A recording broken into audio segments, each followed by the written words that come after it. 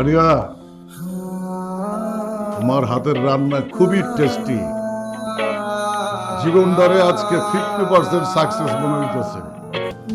তোমার এত বড় সাহস, জোর করে আমার বাড়িতে ঢুকে আমার টেবিলে বসে আমার খাবার খাচ্ছ। আপনার সাথে আমি অশান্তি করতে আসি না, শান্তি চুক্তি করতে। Okay sir? আমাকে স্যার কেন বলো? আমি কিভাবে তোমার স্যার? এখন থেকে আপনার স্যারই ডাকবো। আরিয়া, মনে না করলে একটা প্লেট নিয়ে আসো তো। আচ্ছা থাক, লাগবে না, সবজি খাই, ভাত খাইতে হবে। আমার বাসায় এর থেকে ভালো কিছু থাকে না। তোমার বড় ভাইয়ের ভালো না থাকলে এখান থেকে চলে যেতে থাক, পারো। আজকে আসি, আবার আসবো। কি রে তানিয়া, তুই কি ওকে বাসায় ডেকে আনবি? জীবনেও না, কোনোদিনও না।